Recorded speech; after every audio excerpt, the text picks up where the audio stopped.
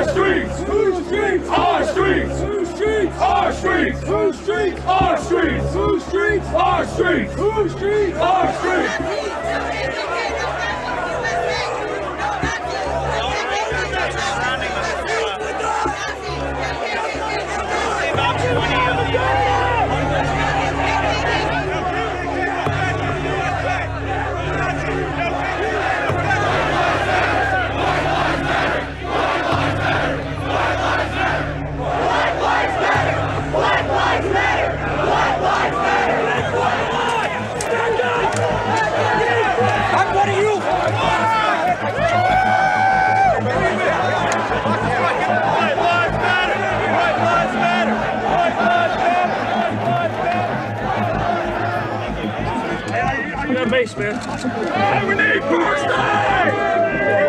August 11th, 2017, a Friday night in Charlottesville, Virginia.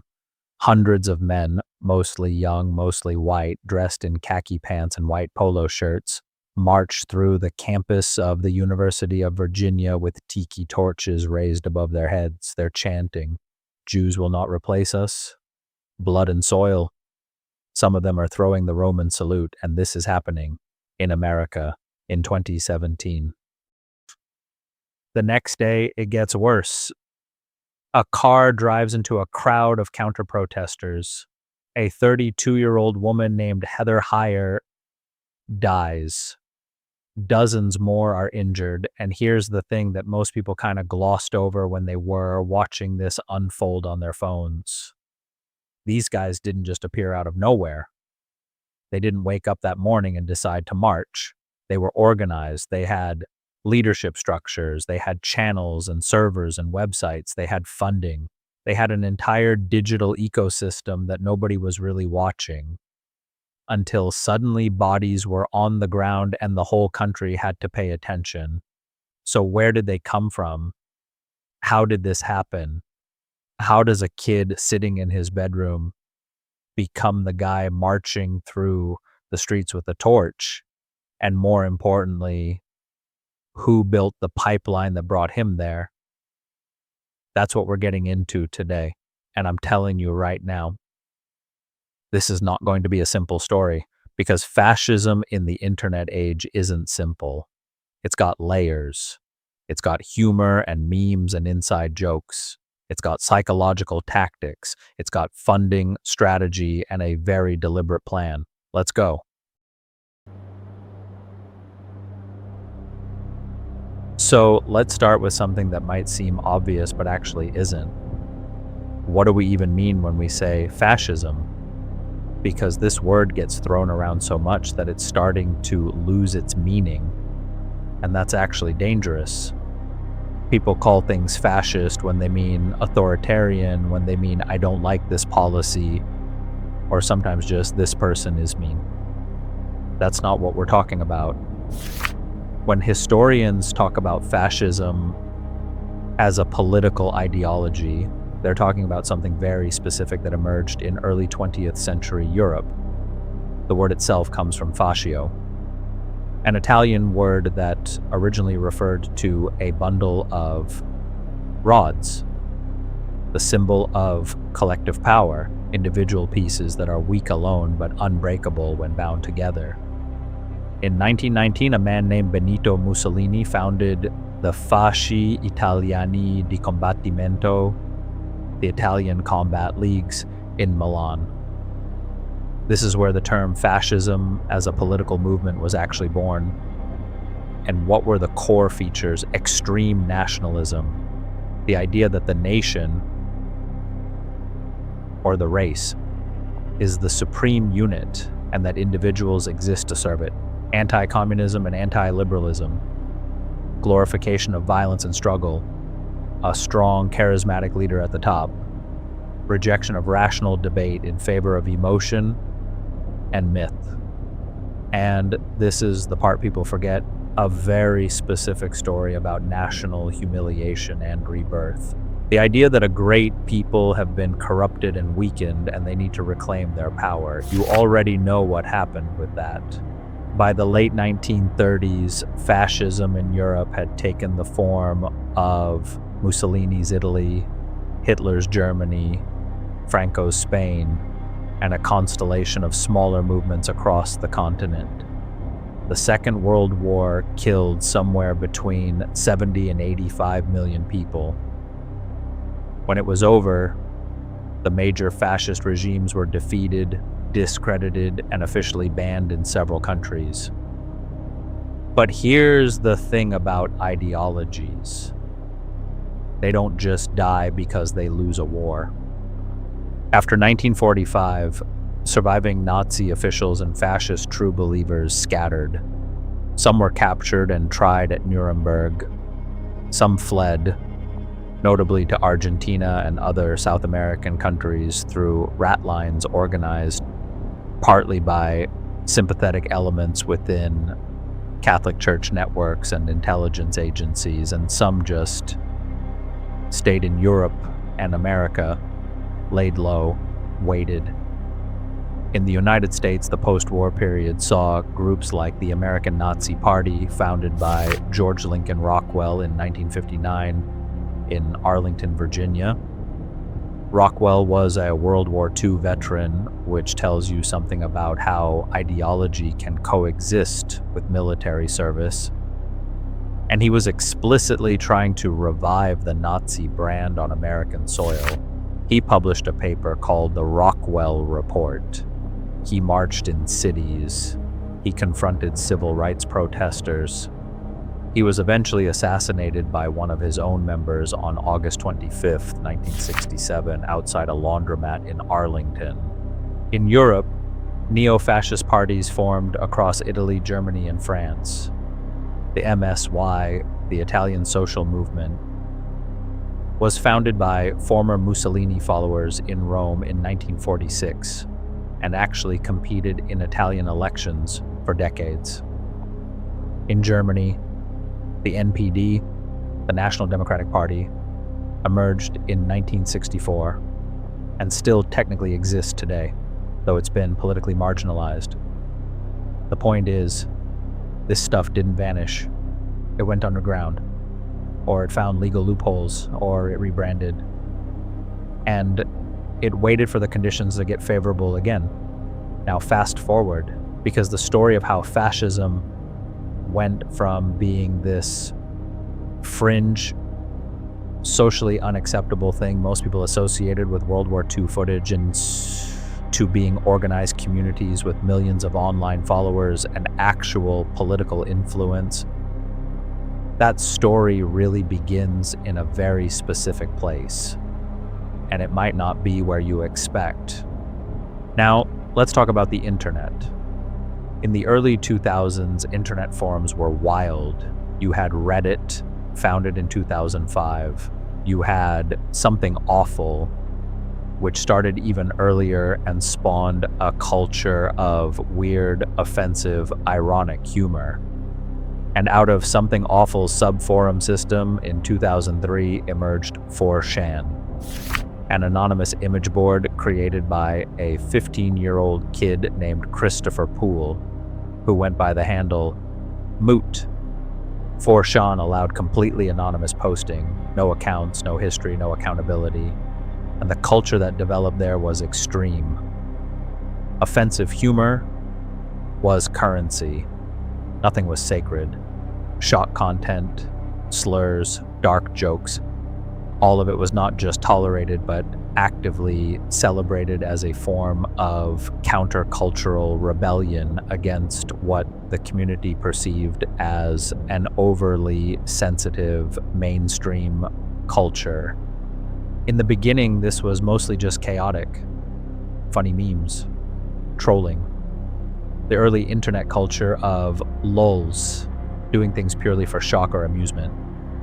But 4chan had a board called /poll/, politically incorrect, and /poll/ became something different. If you've never spent time on poll, let me describe it. It's a board where users discuss politics, and the politics there range from libertarian edgy to full-blown Nazi. The anonymity means anything goes.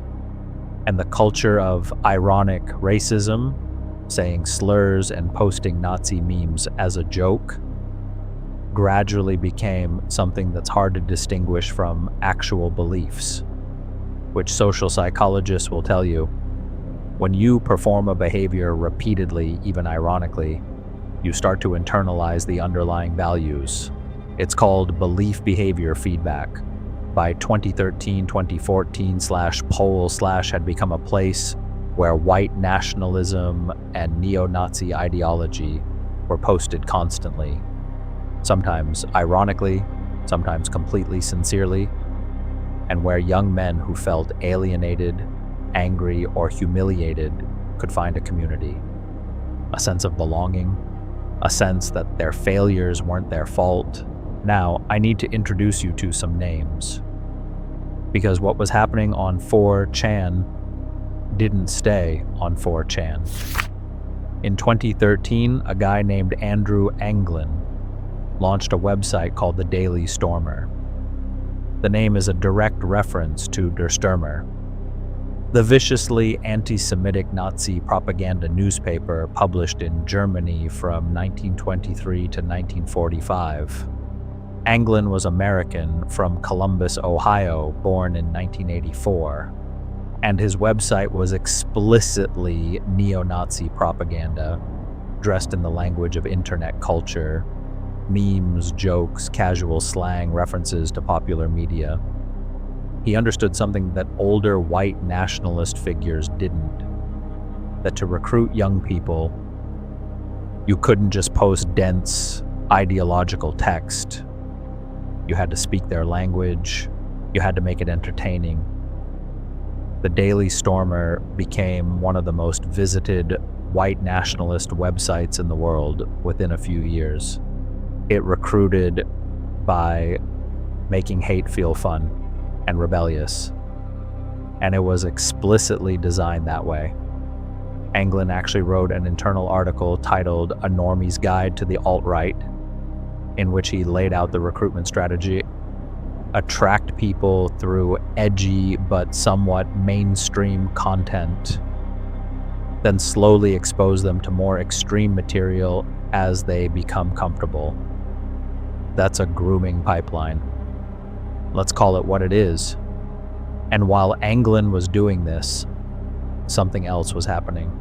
In 2010, a blogger named Richard Spencer started using the term alternative right to describe a movement that rejected what he called mainstream conservatism. Spencer is from Dallas, Texas, born in 1978. He attended the University of Virginia. Yeah, the same school where those torch marches would happen 7 years later, and got a master's degree from the University of Chicago. This is a guy with an elite education, and he used that education to build an intellectual framework for what was, at its core, white nationalism. Spencer's version was packaged differently than Anglin's, less memey, more pseudo-intellectual. He talked about Identitarianism and European identity and peaceful ethnic cleansing. He gave TED Talk-style speeches. He ran a think tank-style organization called the National Policy Institute, and the name he chose, alt-right, was crucial. It sounded new. It sounded fresh. It didn't sound like neo-Nazi. It didn't trigger the immediate visceral rejection that older terms did, and it worked. For a while. Between 2014 and 2016, the online infrastructure of what people were calling the alt-right expanded dramatically. And it wasn't just the Daily Stormer and Richard Spencer. You had Jared Taylor, who had been running a white nationalist publication called American Renaissance since 1990, founded in Louisville, Kentucky. You had Kevin MacDonald, a professor at California State University, Long Beach, who published a trilogy of books, starting with A People That Shall Dwell Alone in 1994, pushing pseudoscientific theories about Jewish influence on Western culture. Those books became reference text in white nationalist circles. His website, The Occidental Observer, served as a hub for academic-sounding white nationalist content. You had podcasts. One of the most influential was The Daily Shoah, again a Nazi reference, launched in 2015 by a network called The Right Stuff. These guys used ironic humor, inside jokes, and a weirdly casual tone to discuss explicit neo-Nazi ideology. Their episodes were hours long. They had thousands of listeners, and their community gave those listeners a vocabulary, a set of in-jokes, a whole cultural identity. By 2016, this wasn't fringe internet weirdness anymore. It had followers in the millions across platforms. It had developed a sophisticated recruiting pipeline, and it had a very convenient cultural moment to latch on to. Online culture around the 2016 presidential election gave the alt-right enormous visibility and energy. They had a story about cultural humiliation and national rebirth. They had memes. They had organizing tools. And when November 2016 came around, there were genuine celebrations in these communities. Richard Spencer organized a conference on November 19th, 2016 in Washington, D.C. Hail our people, hail At the end of victory. his speech, he raised his glass and said, "Hail Trump, hail our people, hail victory." Members of the audience gave the Roman salute. There's video, it's real. People watched it and asked, where did this come from? How is this happening? You know the answer now. It had been building for years. Now let me talk about something that doesn't get enough attention, which is the specific psychological mechanism these communities exploit. Because it's not random. It's not just hateful people finding each other. There's a very deliberate pattern to how people get drawn in. Research on radicalization, I'm talking about serious academic work from people like Kathleen Blee at the University of Pittsburgh, who literally spent years interviewing former white nationalists for her research, shows that the entry point is almost never ideology first. You don't usually become a fascist because someone hands you a manifesto and you read it and go, ah, yes, this is for me. The entry point is almost always personal, a sense of grievance, social isolation, a feeling of humiliation or failure that the person can't explain or accept, a breakup, losing a job, bullying, a deep sense that the world is not giving them what they were promised. These communities spot those feelings. They offer belonging. They offer brotherhood.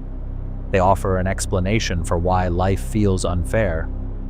And that explanation conveniently points to an outside enemy. The ideology comes later.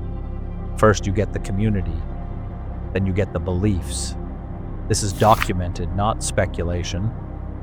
Former extremists who have been deprogrammed through organizations like Life After Hate, which was founded by former members of white nationalist groups, including Christian Picciolini, who was recruited into a neo-Nazi skinhead gang at age 14 in Chicago in the late 1980s. All describe the same pattern. The group gave them something they didn't have before: identity, purpose, a family. And leaving meant losing all of that, which is why it's so hard to exit. While the internet was building the soft infrastructure, the memes, the culture, the vocabulary, there were actual organizations forming, and some of them were not playing around. Let me tell you about Atomwaffen Division. Atomwaffen, the word is German for atomic weapons, was founded in 2015 on an online forum called Iron March, a neo-Nazi social network that operated from 2011 until it was taken down in 2017. The group was ideologically aligned with a concept called accelerationism. The idea that the existing system is so corrupt and irredeemable that the best strategy is to accelerate its collapse through violence. Not protest, not politics. Violence. The group's founding texts included James Mason's Siege, a collection of newsletters from the 1980s that Mason published through the National Socialist Liberation Front. Mason advocated for leaderless resistance and lone wolf terrorism. By 2018, Siege had become almost a meme within certain online communities. Read Siege was an inside joke, but also, frighteningly, a genuine recommendation. Atomwaffen had cells, decentralized small groups, across the United States and later Canada and the UK, and members committed real violence.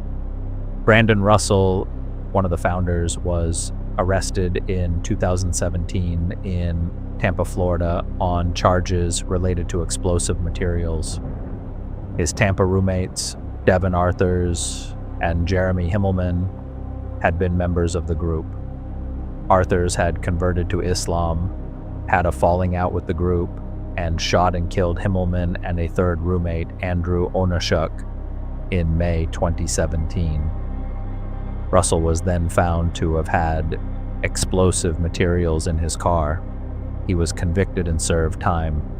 Between 2017 and 2019, at least 5 murders were linked to Atomwaffen Division members. Member Samuel Woodward stabbed a gay Jewish college student named Blaze Bernstein 20 times in Orange County, California in January 2018. Member Nicholas Giampa shot and killed his girlfriend's parents in Reston, Virginia in December 2017.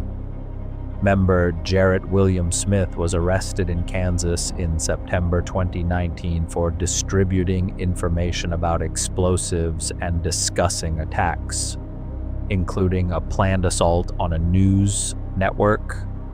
This was not a meme group, this was a terrorist organization. At around the same time, another organization was operating in what you might call the more mainstream lane of the far right, but with explicit connections to the harder edge. Identity Evropa was founded in 2016 by Nathan D'Amigo, a California man who had been convicted of armed robbery in 2007 and reportedly became radicalized while in prison after reading David Duke's memoir. Identity Evropa positioned itself as a respectable white nationalist organization. No Nazi flags, professional branding, recruitment targeting college campuses. Their aesthetic was clean, preppy, almost corporate. They marketed themselves as defending Western culture and European heritage rather than explicitly talking about race. They were a major organizer of the Charlottesville rally in 2017. After Charlottesville, under enormous public pressure and legal consequences, the organization rebranded as the American Identity Movement in 2019. That name also eventually dissolved in 2019 as the group collapsed under media exposure and legal action. But here's the pattern. The people who were in those groups didn't disappear. They moved into other spaces, changed names, adapted. That's always the pattern. Let me take you to Charlottesville now, because this event is the pivot point. Before it, a lot of Americans knew vaguely that white nationalist groups existed. After it, everyone had to reckon with the fact that these groups were organized, bold, and willing to show their faces. The Unite the Right rally was organized for August 11th to 12th, 2017, ostensibly to protest the planned removal of a statue of Confederate General Robert E. Lee from Emancipation Park in Charlottesville, Virginia. But the organizers were not primarily concerned about a statue. The event was organized by Jason Kessler, a Charlottesville activist who had moved into white nationalist circles, and it brought together nearly every major faction of the American far right under one banner: Identity Evropa, Vanguard America, the National Socialist Movement, the League of the South, the Proud Boys, various Ku Klux Klan chapters, and others. Richard Spencer was there, David Duke was there, Christopher Cantwell, a New Hampshire activist who became famous when a Vice documentary crew followed him through the event and filmed him openly discussing weapons and promoting racial violence, was there. The Torch March on August 11th went through the UVA campus and resulted in a clash with counter-protesters at the Thomas Jefferson statue. August 12th was worse. Violence broke out between rally attendees and counter-protesters throughout downtown Charlottesville. Then, at 1:42 p.m., a 20-year-old man from Maumee, Ohio, named James Alex Fields Jr., drove his Dodge Challenger into a crowd of counter-protesters on 4th Street. Heather Heyer, 32 years old, was killed. 35 more were injured. Fields had a documented history of concerning behavior. His high school history teacher, Derek Weimer of Randall K. Cooper High School in Union, Kentucky, later said Fields had shown a troubling obsession with Nazism in classroom discussions years earlier. Fields was convicted of first-degree murder in December 2018 and sentenced to life in prison. The aftermath was enormous. Massive deplatforming followed. The Daily Stormer lost its web hosting, its domain registrar, even access to the dark web for a period. Richard Spencer lost mainstream speaking invitations. Patreon banned far-right fundraising. PayPal cut off white nationalist organizations. Discord, which had become a key organizing tool with servers housing thousands of members coordinating tactics, shut down servers linked to rally organizers. And then there was the lawsuit. A group of plaintiffs, represented by the organization Integrity First for America, filed what became known as the Sines versus Kessler lawsuit in October 2017 against more than 24 organizations and individuals involved in the rally. The legal theory was that the rally was a premeditated conspiracy to commit racially motivated violence, citing the 1871 Ku Klux Klan Act. After years of litigation, in November 2021, a jury found most defendants liable and awarded $25 million in damages. The defendants included Richard Spencer, Jason Kessler, Andrew Anglin, the NSM, Vanguard America, Identity Evropa, and others. That verdict was significant because it established, through a civil court proceeding with evidence and testimony, that what happened in Charlottesville was not spontaneous. It was organized. There was communication beforehand. There was coordination of violence. There was intent. Now I want to step back and talk about something happening in parallel, because the American story is only part of what we're looking at. In Europe, there was a parallel movement with its own structure, its own strategy, and its own pipeline. And it connected to the American scene in ways most people don't know about. Generation Identity, Generation Identitaire in French, was founded in France in 2012, emerging from a broader identitarian movement in European politics. The parent organization was called Bloc Identitaire. These groups positioned themselves as defenders of European culture against immigration, professional branding, youthful aesthetics, deliberately non-Nazi optics. They staged media-savvy stunts, blocking mosque entrances, unfurling banners from buildings in European cities, staging boat missions in the Mediterranean to confront migrant rescue operations. By 2017 to 2018, Generation Identity had chapters across France, Germany, Austria, Italy, the UK, and Scandinavia. Their German chapter, Identitäre Bewegung, drew particular government scrutiny. In March 2021, the German Interior Ministry banned the group entirely, declaring it anti-constitutional. In France, Génération Identitaire was dissolved by government order also in March 2021, following a paramilitary-style training camp in the French Alps, where members trained in combat, which French authorities described as an illegal private militia operation. Here's where it connects to the American scene. The ideas flow freely across the Atlantic. American white nationalists cite identitarian thinkers. European identitarians reference American far-right figures.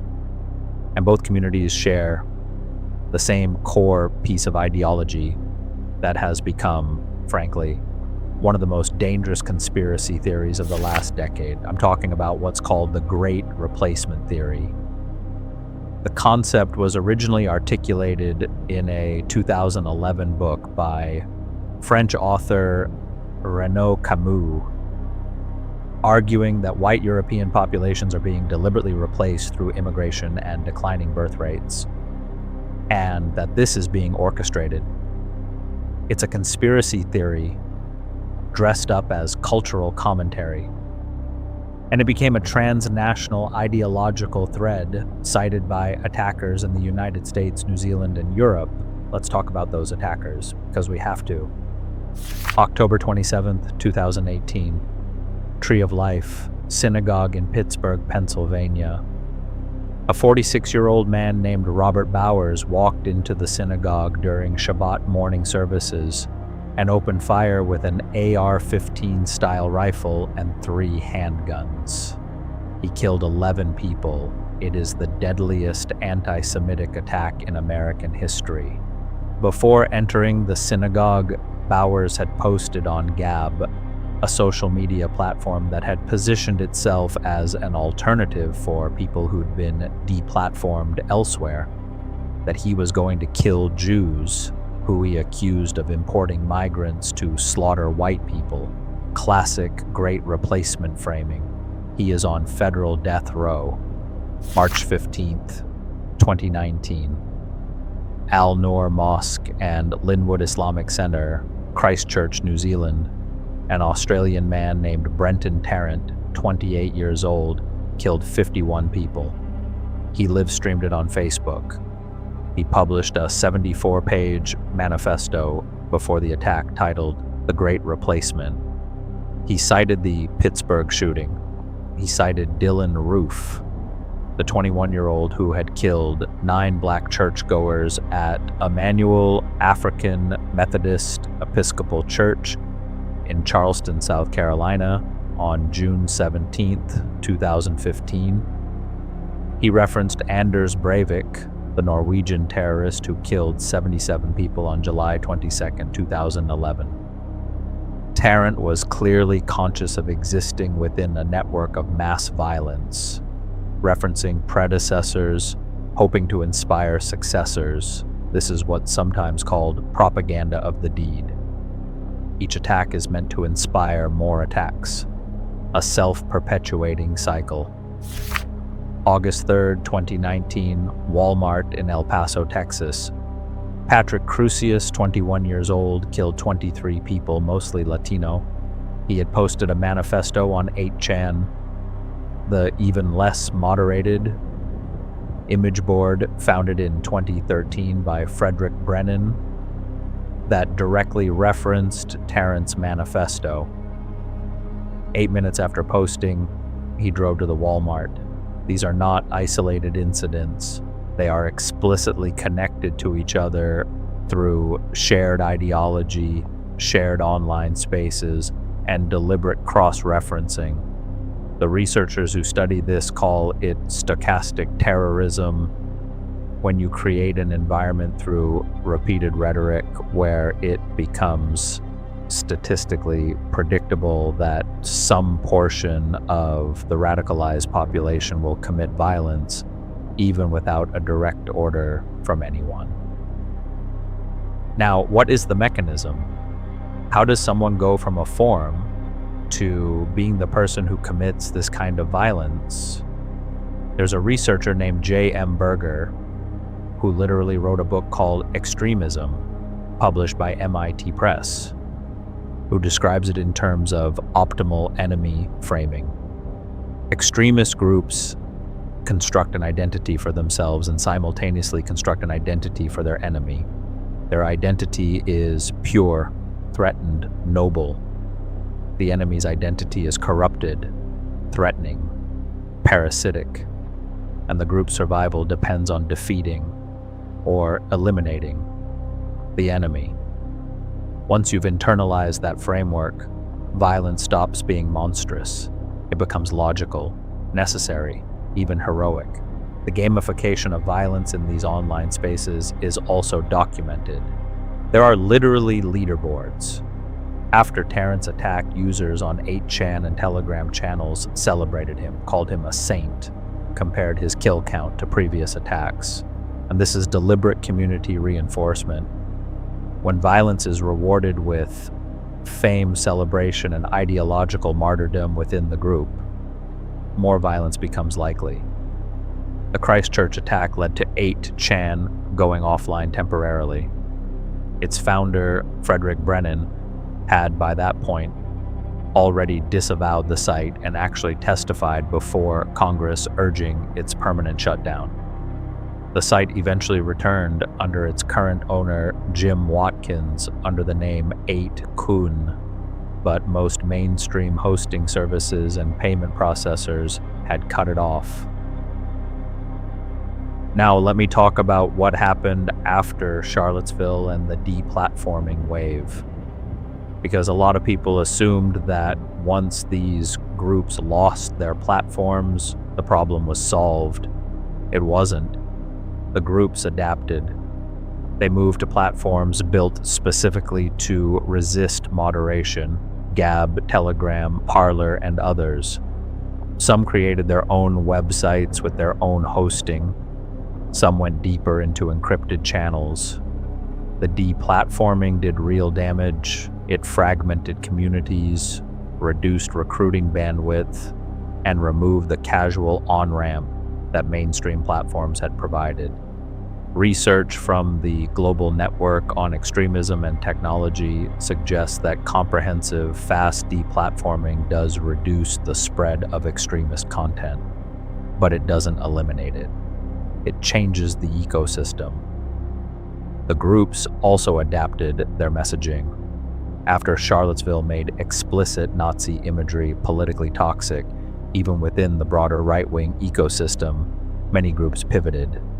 Some went underground. Some adopted softer language. Nationalism instead of white nationalism. Heritage instead of race. Some infiltrated adjacent communities, evangelical organizations, anti-immigration groups, Second Amendment activism, even school board politics. The Proud Boys are an interesting case study here. Founded in 2016 by Gavin McInnes, a Canadian who co-founded Vice Media before publicly disavowing it. The Proud Boys officially positioned themselves as a Western chauvinist fraternal organization that was not racist. But the organization repeatedly attracted members with white nationalist ties, worked alongside explicitly white nationalist groups, and had chapters with members who expressed openly racist and anti-Semitic views. On January 6, 2021, members of the Proud Boys were at the U.S. Capitol and were among the most organized participants in the breach. Enrique Tarrio, the organization's chairman, was convicted in May 2023 of seditious conspiracy and sentenced to 22 years in federal prison, the longest sentence handed down for any January 6th defendant. Now let me talk about what's happened in more recent years, Mike, because the landscape has shifted again, and in some ways it's more complicated than ever. One of the things that's emerged is what researchers are calling Groyperism, a movement centered around a young man named Nick Fuentes. Fuentes was born in 1998 in Chicago, Illinois. He attended Boston University briefly before dropping out. He runs a streaming show called America First and leads an organization by the same name, sometimes called the Groyper Movement or Groyper Army. Groyper referring to a meme version of the Pepe the Frog character that became associated with this community. Fuentes has explicitly praised Adolf Hitler on his streams, described the Holocaust in dismissive terms, and made statements that even many mainstream white nationalists found too explicitly Nazi. And yet he managed, for a period of time, to secure meetings with and appearances alongside relatively mainstream political figures, which represents an alarming normalization compared to where things were even 5 years earlier. Fuentes was at Charlottesville as a 19-year-old attendee, though he later tried to distance himself from that. He organized what he called Groyper Wars in 2019, harassment campaigns against conservative college organizations he considered insufficiently radical. His supporters showed up at events and asked questions designed to embarrass speakers. And here's where I want you to sit with something uncomfortable. The line between edgy internet humor, right-wing political commentary, and explicit fascist ideology has been deliberately blurred. That blurring is a strategy. It provides plausible deniability. It makes it hard for platforms to justify bans. It lets people recruit from audiences who would never self-identify as fascists, but who are consuming the same content and being gradually moved along the same pipeline. Are you starting to see the shape of the whole thing? Because it's consistent. From the 1990s to the 2020s, the playbook barely changes. The technology changes, the names change, the aesthetic changes, the core mechanics don't. Let me also tell you about the organizational infrastructure that most people don't. These communities developed sophisticated funding mechanisms, simple ones: merchandise sales, book sales, donation drives. The Daily Stormer sold merchandise before being cut off by payment processors.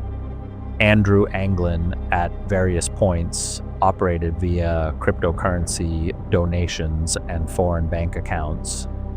Reporting at the time suggested he may have been based in Cambodia and the Philippines, partly to avoid legal liability in the United States. Richard Spencer ran his National Policy Institute with donor funding. When financial platforms cut him off, some supporters switched to cryptocurrency. Some groups organized as 501c3 nonprofits, tax-exempt organizations, which created legal complications for anyone trying to defund them. There's also a real estate and physical community component. White nationalist organizations have attempted to buy property and establish physical communities, particularly in the Pacific Northwest. The Northwest Front, led by Harold Covington until his death in 2018, explicitly promoted the idea of white nationalists relocating to Idaho and Washington state to establish a demographic stronghold.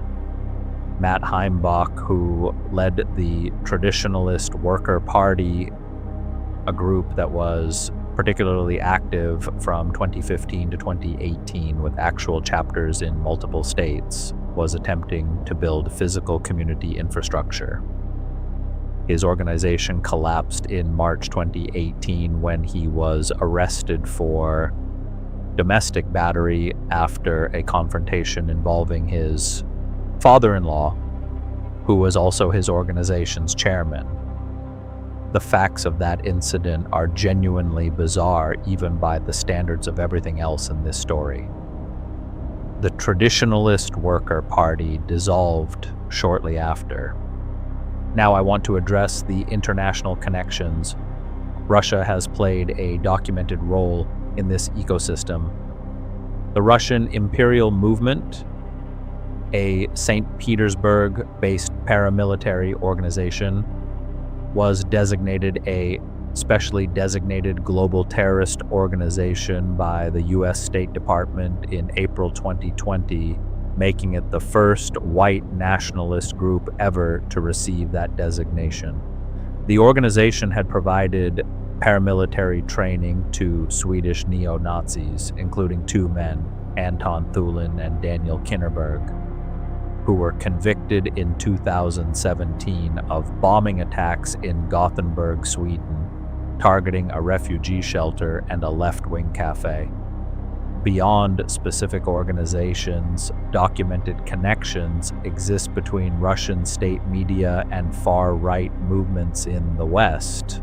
Researchers at institutions including the Atlantic Council and George Washington University's program on extremism have tracked how RT Russia Today gave positive coverage to far-right figures, including Richard Spencer. The strategic logic from the Russian side is not ideological commitment to fascism. It's about fracturing Western cohesion, which is a different kind of disturbing. The Nordic Resistance Movement, Nordiska Motståndsrörelsen, is one of the most organized neo-Nazi groups in Scandinavia, with chapters in Sweden, Finland, Norway, Denmark, and Iceland. They have a hierarchical structure, conduct regular marches, and have been involved in violent incidents. Finnish authorities banned their Finnish branch in September 2017 after it was ruled an illegal association. In Greece, the Golden Dawn Party, operating from the 1980s but winning parliamentary seats during the Greek financial crisis, taking 7% of the vote in 2012, was explicitly neo-Nazi in ideology while presenting a political face. Its leadership was convicted in October 2020 of running a criminal organization. Founder Nikolaos Mikaloliakos and senior figures received prison sentences. In Italy, Casa Pound, named after the American poet Ezra Pound, who was a fascist sympathizer, operates as a neo-fascist social and political movement, running candidates in elections and operating community centers. It remains legal. Let that sink in. Let me also talk about the pipeline that runs through gaming communities, incel forums, and what people call manosphere content, because these on-ramps are increasingly important and still not fully understood by the general public. The pathways between involuntary celibate communities, anti-feminist communities, and white nationalist communities are documented and have been analyzed by researchers, including Francesca Tripodi and teams at the Harvard Kennedy School Shorenstein Center. It's not that every person in incel communities becomes a fascist, but the communities share infrastructure, share memes, share the framework of male victimhood, and a corrupted world that has denied people what they deserved. The overlap is in the grievance structure. I've been cheated. The world is rigged against people like me. There's a group benefiting at my expense. That structure is the substrate. White nationalist communities saw it and built an on-ramp. Gaming communities are another documented entry point.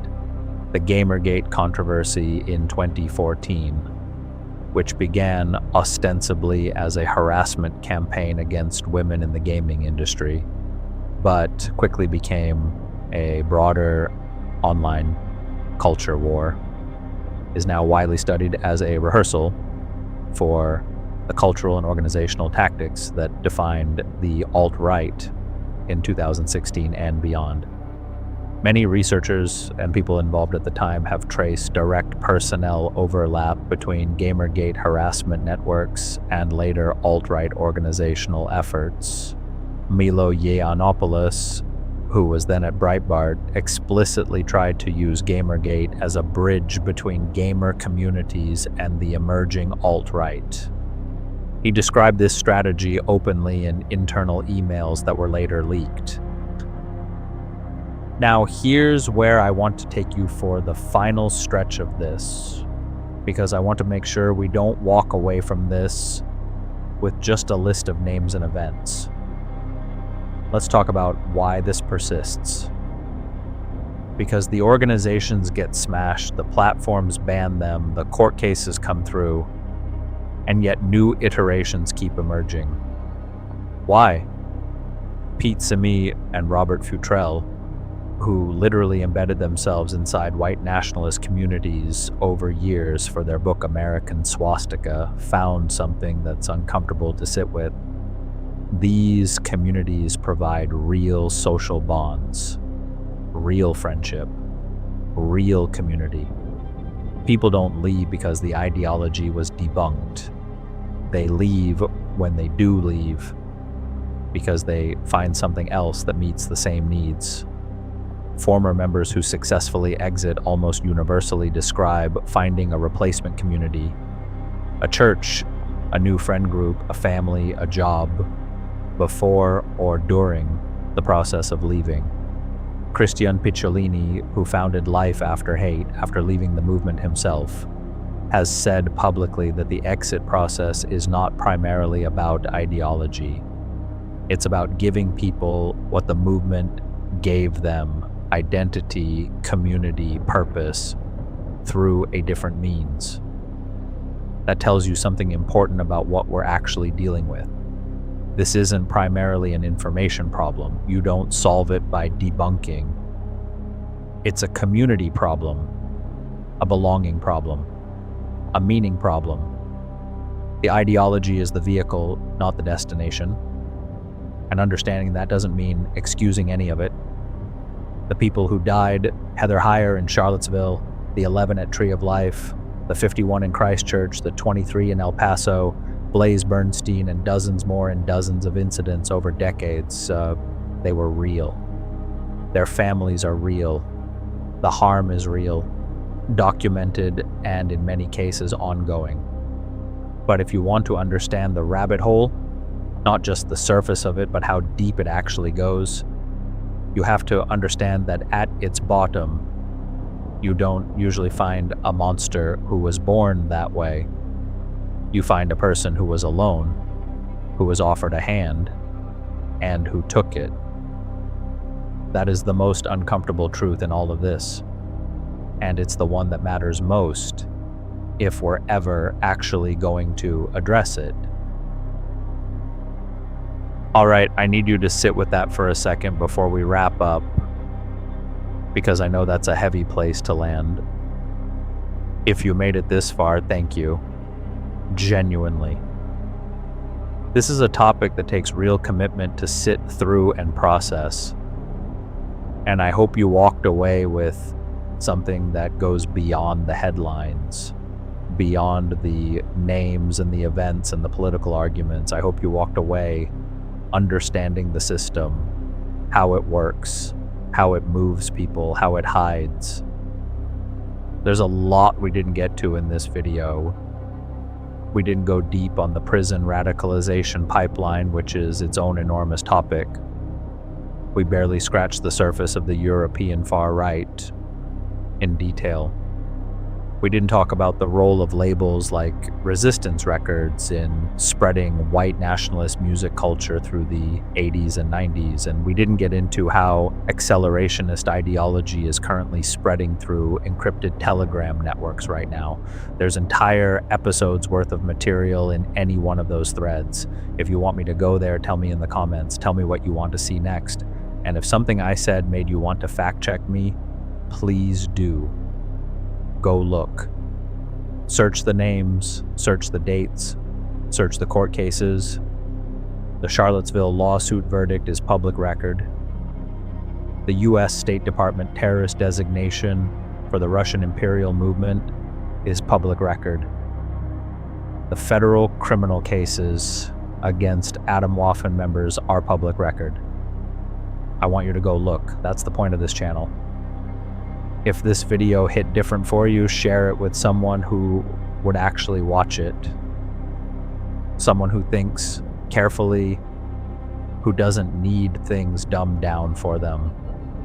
This kind of content doesn't spread the way a reaction video does. It depends on people like you actually passing it along. Hit subscribe if you're not already here.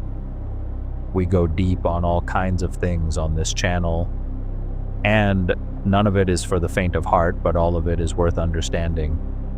I'm Mo. This has been The Rabbit Hole. Stay curious, stay critical, and I'll see you next time.